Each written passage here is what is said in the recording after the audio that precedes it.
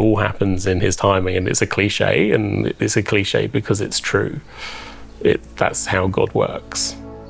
Hi, you're with Neil and Tamara Shepherd. I work for Victory Care as a part of C3 Victory Church. Taught in childcare and was a nanny in the UK, which is how I met Neil. So I moved over in 2007, started going to C3 London, and that's where we met when he was playing guitar. And then I ended up on keys, and kind of the rest is history. We got married in 2010. Yes, in January. And then we moved over here in 2019 in the January. We have 2 children this time. Yeah, 2 kids, so Isabel and Isla.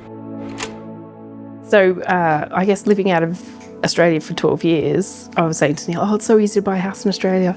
It's it's the Australian dream. Pretty much everyone I knew who still lived in Australia had houses and bought houses in their early 20s or mid-20s or whatever. When we got here, it was a little bit more of a reality check going, actually, it's probably not quite as straightforward as we thought. To get something in an area that we feel happy in and living was like, we'll just have to park that.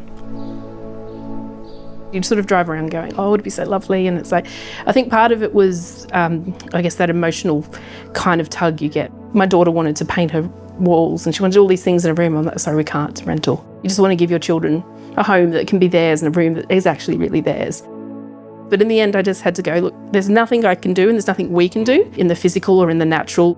So I did have to just put it aside and just go, look, just stop thinking about it, stop looking at the prices, stop looking at houses, don't go to display homes. Yeah. There's no benefit to that because it just kind of starts to churn away at the discontent and feeling like you're not getting what you kind of wanted at the time. And then we just sort of did that and it was okay. We just left it. We hadn't lost hope, but I think it was something that we had, like I say, just parked, and it's a dream, and do dreams come true? Maybe one day. For me, I was trying to put words to it. I think it was just kind of that quiet faith that is just sitting there and just going, and God's always provided every step of the way. I've never gone without. When the time's right, things fall into place, and I've seen it so many times. The family home or a house has been on our vision card since we got back. We knew that the getting of the house wasn't really ever going to be in our hands particularly, but we put it on that card every year, and as in, just believing God for that to come to fruition. It's literally on our fridge, has been every time there's it's there right now. I'm looking at it.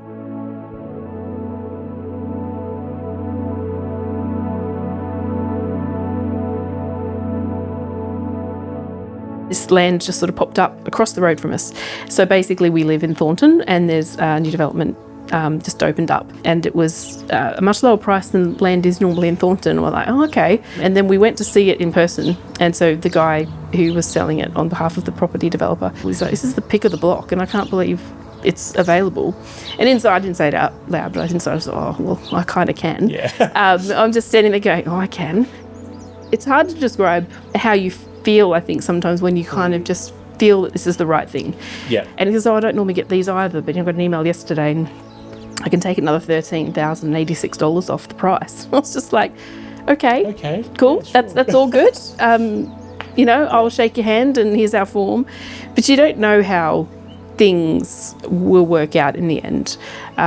We would never have foreseen this being how this would happen. And it's got a obviously bittersweet element to it. You're excited for what's happening, but you kind of also know how it's come about.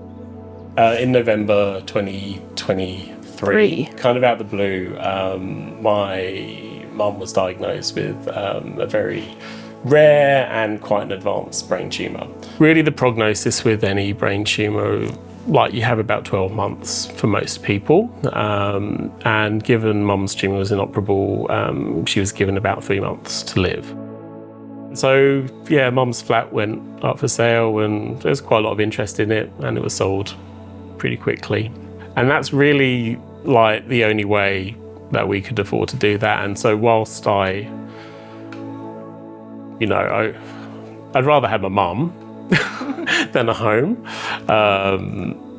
actually brought a lot of comfort to mum about everything that she was going through. She wanted us to be able to have a home for us as a family, which I think is just so special. We also know that Pam would have been stoked. And she's always given us lovely little trinkets for our home that are about family and about home, and they hang on our dresser in our bedroom. I think the home ownership journey it's quiet trust. God is the same and he doesn't change, and if he says he's going to do something, he will. He wants our dreams to come to fruition, but if they don't, that doesn't change who God is. And I'm sure there'll be stories kind of through the whole build, but I think that's probably the biggest thing, is like it all happens in his timing, and it's a cliche, and it's a cliche because it's true. That's how God works, really. Yeah.